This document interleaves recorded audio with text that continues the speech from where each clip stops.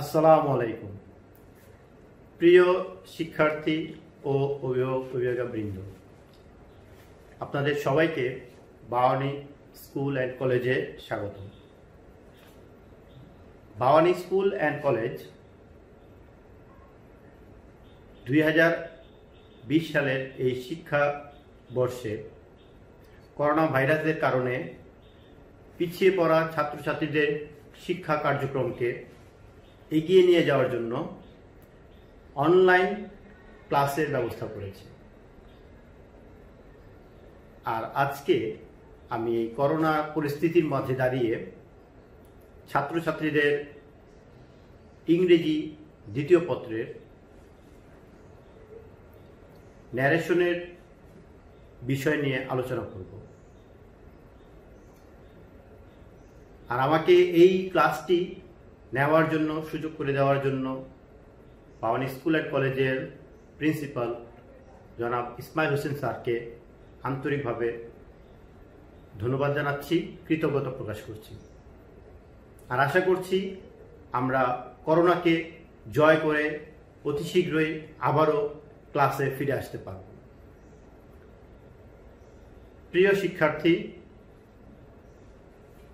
তোমরা জানো ইংরেজি ক্লাসটা আসলে ইংরেজিতে নেওয়াটাই সবচেয়ে ভালো, কিন্তু ক্লাসে যেহেতু আমাদের কিছু সংখ্যক ছাত্রছাত্রীরা আছে যারা কিছুটা দুর্বল, তারা হয়তো বুঝতে সমস্যা হবে।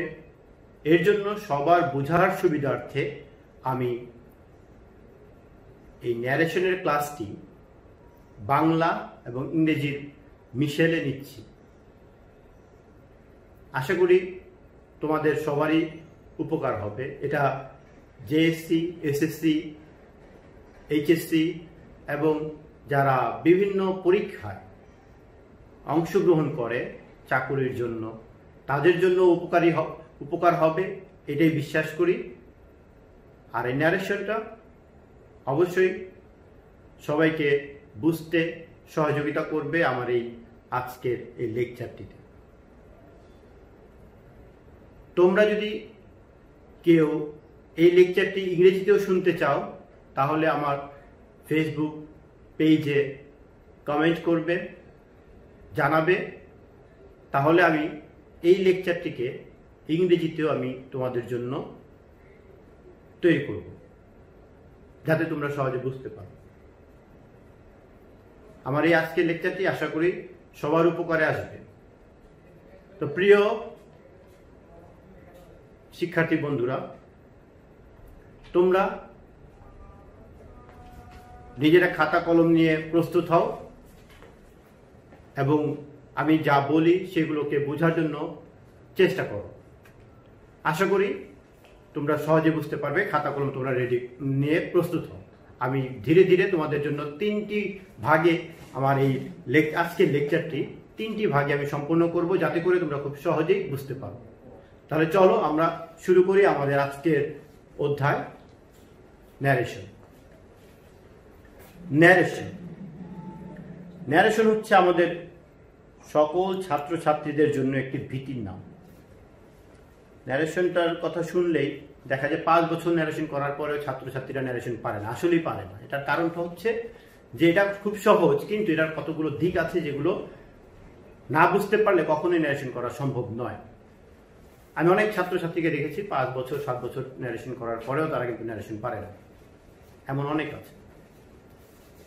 কিন্তু আশা করি তোমরা বুঝতে পারবে। কাগজ কলম নিয়ে তোমরা প্রস্তুত হও। আর কমেন্টে যে কোনো সমস্যার কথা আমাকে জানাবে, আমি অবশ্যই কমেন্টে তোমাদের সমস্যাগুলোকে সমাধান করে দেবো ইনশাআল্লাহ। তো ন্যারেশন অর্থ উক্তি। ন্যারেশনের একটা অর্থ হচ্ছে বর্ণনা। বক্তা বা স্পিকার নিজেই কথা হুবহু বললে বা অন্যের কথায় প্রকাশ করলে তাকে আমরা ন্যারেশন বলি। নিজের কথাগুলোকে সে নিজের ভাষায় বলবে অথবা অন্যের ভাষায় বলবে, তাহলে সেটা হচ্ছে ন্যারেশন। এখানে তোমরা দেখতে পাচ্ছ উদাহরণ কতগুলো। ডিএন এটা সংক্ষিপ্ত, ডাইরেক্ট ন্যারেশনের সংক্ষিপ্ত ফরম্যাট হচ্ছে ডিএন, আর আইএন এটা হচ্ছে ইনডাইরেক্ট ন্যারেশনের সংক্ষিপ্ত ফরম্যাট। এখন ডাইরেক্ট ন্যারেশনে দেখো দেওয়া আছে he said to me I am a student. এটা ডাইরেক্ট ন্যারেশনে দেওয়া আছে। তো ডাইরেক্ট ন্যারেশনে ইনডাইরেক্ট করলে এটা কি হবে? He told me that he was a student. আমরা পরবর্তী সময় এটার বিস্তারিতটা জানবো। তারপরে ডাইরেক্ট ন্যারেশনের উদাহরণে দেওয়া আছে Waqiah said to Ridhika I have never seen your house.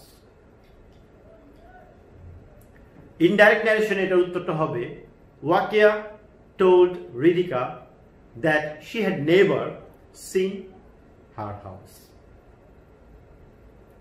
আর ন্যারেশনটা আমরা সবাই জানি, ন্যারেশনটা দুই প্রকার, ডাইরেক্ট ন্যারেশন এবং ইনডাইরেক্ট ন্যারেশন।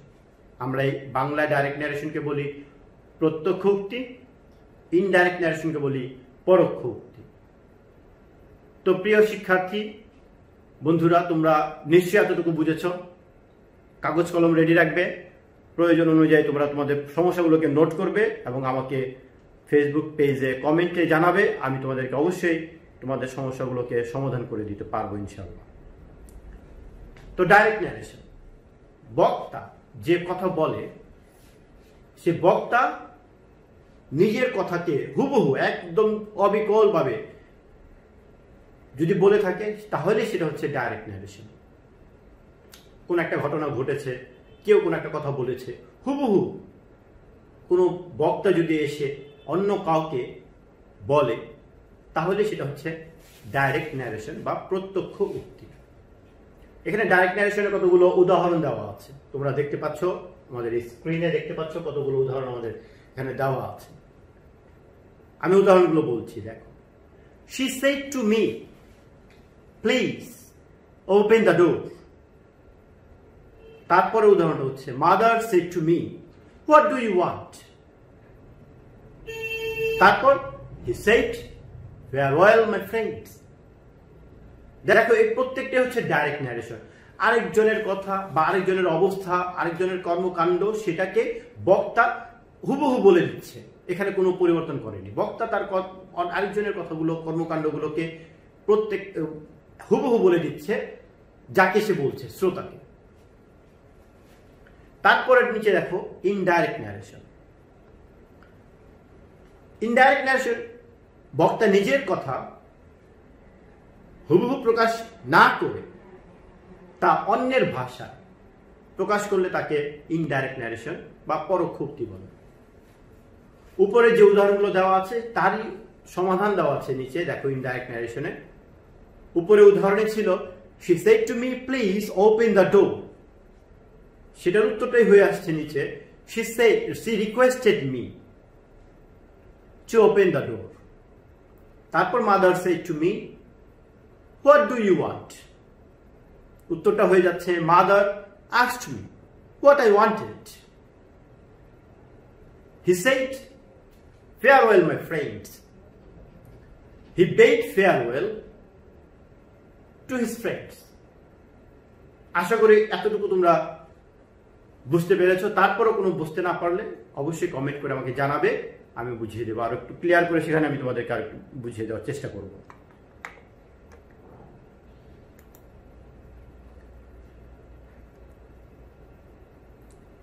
এই ন্যারেশনের খুব গুরুত্বপূর্ণ অংশ হচ্ছে রিপোর্টিং স্পিচ এবং রিপোর্টেড স্পিচ। তোমরা দেখতে পাচ্ছ স্ক্রিনের মধ্যে দেওয়া আছে, দেখো রিপোর্টিং স্পিচ। তোমার অনেক গভীরে চিন্তা যদি তুমি না করো, সাধারণভাবে যদি চিন্তা করো, তাহলে ইনভার্টেড কমা এইটা হচ্ছে আমাদের ইনভার্টেড কমা, এই অংশটা, এটা হচ্ছে ইনভার্টেড কমা। এই ইনভার্টেড কমার বাইরে যে অংশটা থাকবে, ইনভার্টেড কমার বাইরে যে অংশটা আছে সেই অংশটা হচ্ছে রিপোর্টিং স্পিচ। ইনভার্টেড কমাসের বাইরে যে বাক্য থাকে তাকে আমরা রিপোর্টিং স্পিচ বলি। আর এই রিপোর্টিং স্পিচের ভার্বটাকে বলা হয় রিপোর্টিং ভার্ব। এখানে তোমরা দেখতে পাচ্ছ একটা বক্সের মাঝে ভার্বটা দেওয়া আছে, সেটটা হচ্ছে এখানে রিপোর্টিং ভার্ব। এই রিপোর্টিং স্পিচ এবং reporting verb, reported speech, reported verb, এই এই জিনিসটা তুমি যদি চিনতে না পারো, বুঝতে না পারো, তাহলে কিন্তু ন্যারেশন করা যাবে না। এখানে তোমাকে প্রত্যেকটা ক্ষেত্রে অনেক গভীর মনোযোগ দিয়ে বুঝতে হবে। প্রথমে মনে হবে যে ন্যারেশনটা একেবারে সহজ, আসলে কিন্তু সহজ না। তুমি করতে গেলে এখনই তোমার ভুল হবে। কেন ভুল হবে? কারণ ছোট ছোট অনেক কাজ আছে, যে কাজগুলো তোমাকে নির্দিষ্ট করে ঠিক করে লিখতে হবে, তা না হলে তুমি ন্যারেশনের নাম্বারটা পাবে না। এটা চাকরির ক্ষেত্রে হোক, আর জেএসসি হোক, এসএসসি হোক, এইচএসসি হোক, যে কোনো পরীক্ষায় হোক, তোমাকে সঠিক উত্তরটা লিখতে না পারলে তুমি নাম্বারটা পাবে না। তাহলে তোমাকে সঠিকটা লিখতে হবে, আর এই জন্য প্রত্যেকটা বিষয় তোমাকে বুঝতে হবে। তাহলে রিপোর্টিং স্পিচটা আমরা বুঝতে পারছি এখন, যে রিপোর্টিং স্পিচ হচ্ছে আমাদের ইনভার্টেড কমার বাইরে যে বাক্যটা আমি দেখতে পাবো, যে বাক্যটা বক্তা তার শ্রোতাকে বলছে, সেটাই হচ্ছে রিপোর্টেড স্পিচ। এখানে দেখানো হচ্ছে, আন্ডারলাইন করে দেওয়া আছে বাক্যটা, সেটা হচ্ছে রিপোর্টেড স্পিচ, রিপোর্টিং স্পিচ। তো রিপোর্টিং স্পিচ আর রিপোর্টেড স্পিচের মধ্যে একদম স্পষ্ট পার্থক্য আছে। তারপর রিপোর্টিং স্পিচে আমি দেখলাম এখানে কি আছে, my friend said to me, এইটুকু হচ্ছে আমার রিপোর্টিং স্পিচ। এবং প্রত্যেকটা স্পিচ মানে হচ্ছে তার তিনটা অংশ থাকবে, সাইলেন্ট থাকুক আর সাইলেন্ট না থাকুক, কিন্তু তিনটা অংশ তার থাকবে। একটা হচ্ছে সাবজেক্ট, একটা হচ্ছে ভার্ব, একটা অবজেক্ট। এখানে রিপোর্টিং স্পিচের সাবজেক্ট হচ্ছে মাই ফ্রেন্ড, রিপোর্টিং স্পিচের অবজেক্ট হচ্ছে মি, এবং ভার্ব হচ্ছে সেড টু। তারপর আমরা চলে যাই, এতটুকু বুঝতে পেরেছো তো তোমরা, আশা করি বুঝতে পেরেছো। এরপর রিপোর্টেড স্পিচ। এখন রিপোর্টেড স্পিচটা আমি যদি রিপোর্টিং স্পিচটা চিনতে পারি, তাহলে বাকি অংশটাই হচ্ছে রিপোর্টেড স্পিচ। আরো স্পষ্ট করে যদি বলতে চাই, তাহলে ইনভার্টেড কমার ভেতরে যে অংশটা তুমি দেখতে পাবে, এখানে দেখো ইনভার্টেড কমার ভেতরে যে অংশটা তুমি দেখতে পাবে, সেটাই হচ্ছে রিপোর্টেড স্পিচ। ইনভার্টেড কমাসের ভেতরে যে বাক্য থাকে তাকে রিপোর্টেড স্পিচ বলে। আর রিপোর্টেড স্পিচের ভার্বটাকে আমরা বলি reporting verb, reported verb, sorry reported verb. Reported স্পিচের ভার্বটাকে আমরা রিপোর্টেড ভার্ব বলে থাকি। রিপোর্টেড স্পিচেরও কিন্তু তিনটা অংশ, একটা হচ্ছে reported subject, reported subject, reported verb, reported object, তিনটা অংশ।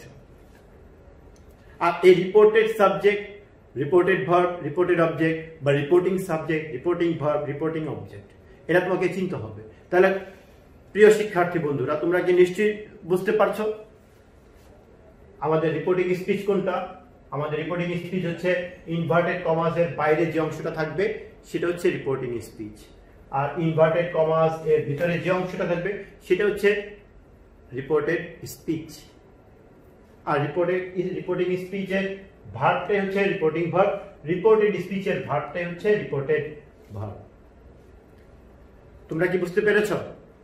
আশা করি তোমরা বুঝতে পেরেছো। তারপর আমাকে সমস্যা হলে আমাকে অবশ্যই কমেন্টে জানাবে। তারপর এই ন্যারেশনের কয়েকটা জিনিস তোমাকে বুঝতে হবে, কয়েকটা বিষয় তুমি যদি বুঝতে না পারো তাহলে ন্যারেশন করা যাবে না। তার মধ্যে অন্যতম গুরুত্বপূর্ণ হচ্ছে পার্সন। পার্সনটা তোমাকে বুঝতে হবে। পার্সনটা তুমি যদি না চিনতে পারো তাহলে কিন্তু ন্যারেশন করা যাবে না। পার্সনটা হচ্ছে একটা গুরুত্বপূর্ণ অংশ ন্যারেশনের। তো পার্সন আমরা খুব সহজে বলতে পারি, পার্সন তিন প্রকার, first person, second person, third person, খুব সহজে বলতে পারি। কিন্তু কোনগুলো ফার্স্ট পার্সন, কোনগুলো, এটা কিন্তু অনেক ভালো ভালো স্টুডেন্টরাই কিন্তু তারা দেখা যায় পার্সনকে আইডেন্টিফাই করতে পারে না, আইডেন্টিফাই করাটা কঠিন হয়ে পড়ে তার জন্য। ফার্স্ট পার্সন খুব সহজ, আমি আছি যে শব্দে সেটাই হচ্ছে ফার্স্ট পার্সন, আমি যে শব্দে উপস্থিত আছি সেটাই ফার্স্ট পার্সন। এখন এখানে দেখো ফার্স্ট পার্সন গুলো তারপরে ক্লিয়ার, তোমরা একটু মুখস্থ করে ফেলবে আমার সাথে সাথে, এখনই তোমরা 2-3 বার বললে মুখস্থ হয়ে যাবে।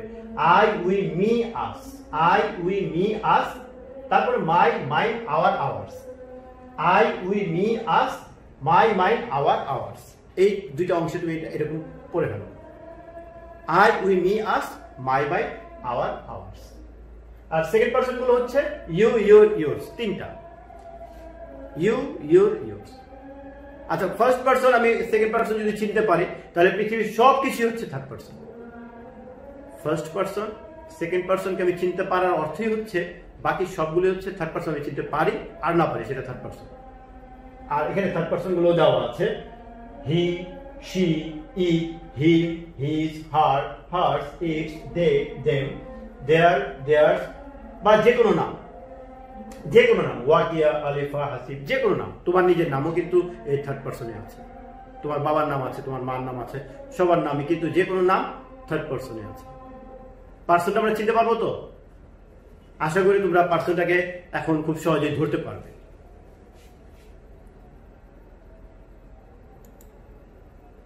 পার্সনের পর আমাদের সবচেয়ে গুরুত্বপূর্ণ যে অংশটা, যেটা নিয়ে আমাদের সবসময় কনফিউশন তৈরি হয়, একটা বড় ধরনের কনফিউশন তৈরি হয়, টেন্সের পরিবর্তনটা। আমাদের টেন্স 12 রকমের টেন্স, 12টা টেন্সের 12টা স্ট্রাকচার, গঠন রয়েছে। তোমার এই গঠনগুলো মুখস্থ করতে হবে। আমি কোনো এক লেকচারে তোমাদেরকে 12টা টেন্সের গঠনটাকে আমি তোমাকে দেখিয়ে দেব। এই 12টা টেন্সের পরিবর্তন ঘটতে হয়। পরিবর্তনটা করা কিভাবে হয়?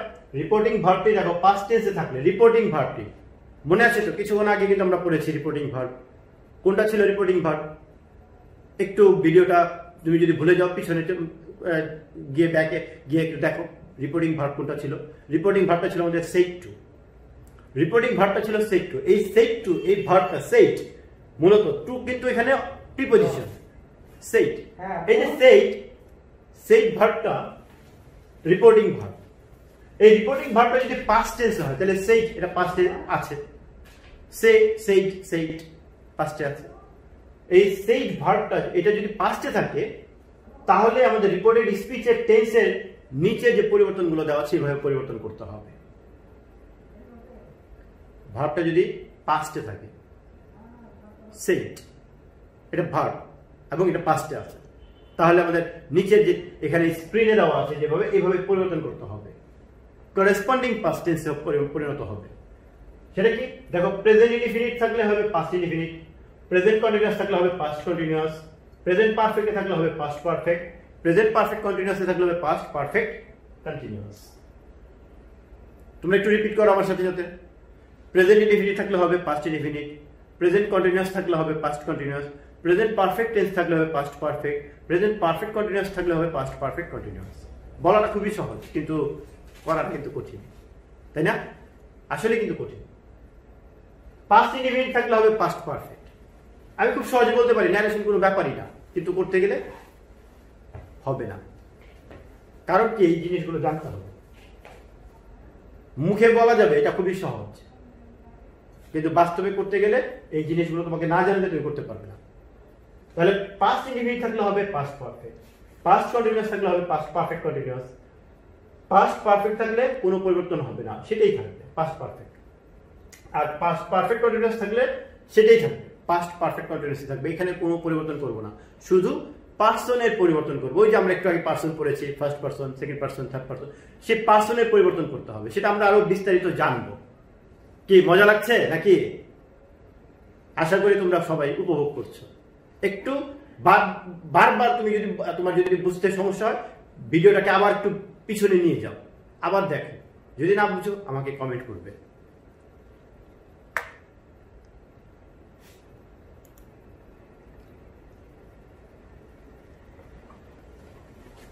এই পার্সনের পরিবর্তন করলাম আমরা, পার্সন জানলাম আমরা, টেন্সের পরিবর্তনটাও জানলাম।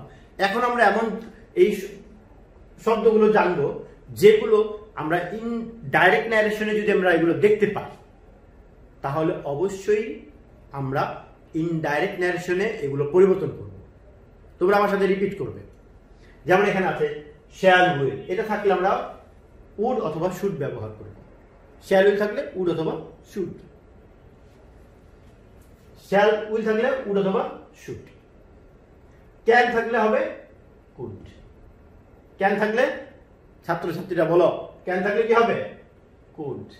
মে থাকলে মাইট, মে থাকলে কি হবে? মাইট। দিস থাকলে হবে দ্যাট, দিস থাকলে দ্যাট। দিস মানে এই, দ্যাট ওই, তাই না? দিস এই, দ্যাট ওই। অর্থাৎ বর্তমানে আমি আছি, কিন্তু এটাকেই বলতে হবে অতীতে গিয়ে বলতে হবে।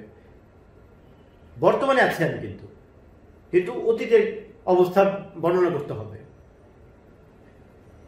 আবার দিস, দেখো উচ্চারণ কিন্তু একই, দিস এটার উচ্চারণ দিস, কিন্তু এটা হচ্ছে একটা বোঝাচ্ছে, এটা অনেকগুলো বোঝাচ্ছে। দিস দোজ, দিস দোজ, একটা, দিস একটা বোঝাচ্ছে, দোজ অনেকগুলো। তাহলে এই this those, this those, here there এখানে সেখানে, here there, ago before, ago before, come go, come go. খেয়াল করো কাম গো আছে, কিন্তু সবসময় কাম থাকলে যে গো হবে এমন না, কিন্তু ওয়েলকাম ওয়েল গো এমন কিন্তু হবে না। ওয়েলকাম, ওয়েলের সাথে কিন্তু কাম আছে, ওয়েলকাম এটা হবে না।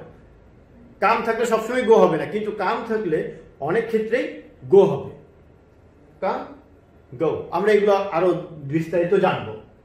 Das, so, thus, so. তোমরা একটু রিপিট করো আমার সাথে, একটু রিপিট করো।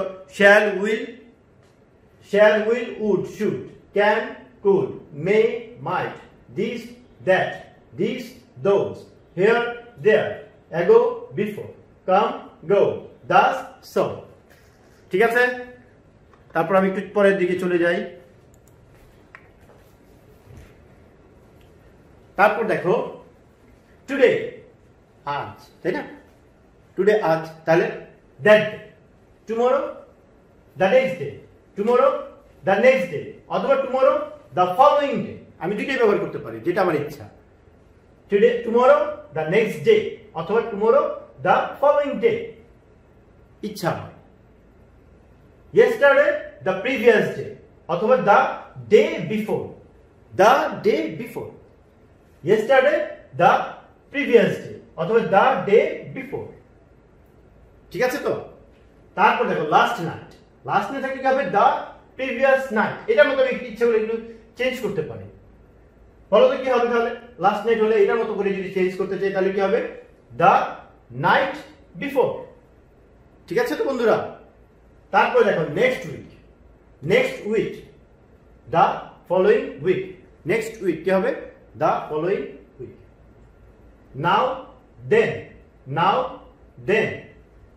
তারপর মাস্ট, মাস্ট থাকলে মাস্ট হবে অথবা হ্যাড টু হবে। মাস্ট থাকলে মাস্ট হবে অথবা হ্যাড টু হবে। মাস্ট থাকলে মাস্ট হবে, আবার হ্যাড টু হবে। টু নাইট থাকলে হবে কি? That night. টু নাইট থাকলে কি হবে? That night. তারপরে the day after tomorrow, the day after tomorrow থাকলে হবে ইনটু ডেজ টাইম, অথবা দ্য ডে বিফোর ইয়েস্টারডে থাকলে হবে 2 days বিফোর। তোমাদের এই দুইটা বেশি লাগবে না, এই যে নিচের যে দুইটা আছে এটা তোমাদের লাগবে না। এটা তোমরা যদি চাকরিতে যখন ইন্টারভিউ দিবে তখন হয়তো লাগতে পারে। যদি আমার এই লেকচারটা হচ্ছে সবার জন্যই, হ্যাঁ, ছোট বড় সবার জন্যই, তোমাদের এটা লাগবে না, তোমাদের এই আগ পর্যন্ত যেগুলো আছে সেগুলো লাগবে। তাহলে তোমরা এ পর্যন্ত বুঝতে পেরেছো তো? আচ্ছা, তাহলে আমি আমার লেকচারের প্রথম পার্টটি আজকে শেষ করব এখানেই। আরেকটা পার্টেই তুমি দেখতে পাবে কিভাবে আমরা ন্যারেশনটা চেঞ্জ করব। তা আমি আমার শুরুতেই কিন্তু আমার পরিচয়টা দেই নাই, তোমরা আমাকে চিনো এই জন্য আমি দেই নাই। এখন আমি শেষে দিয়ে দিচ্ছি। আমি তোমাদের প্রিয় মোহাম্মদ শহীদুল ইসলাম সুমন স্যার, সবাই আমাকে সুমন স্যার হিসেবে চিনে। আশা করি তোমরা তোমাদের শিক্ষা জীবনটাকে সুন্দরভাবে বাসায় চালিয়ে নিয়ে যাবে এবং আমাদের বাউনী স্কুল অ্যান্ড কলেজের যে অনলাইন ক্লাসগুলো হচ্ছে সেগুলোতে অংশগ্রহণ করে তোমাদের লেখাপড়ার গতিটাকে সঠিক রাখবে। ধন্যবাদ সবাইকে।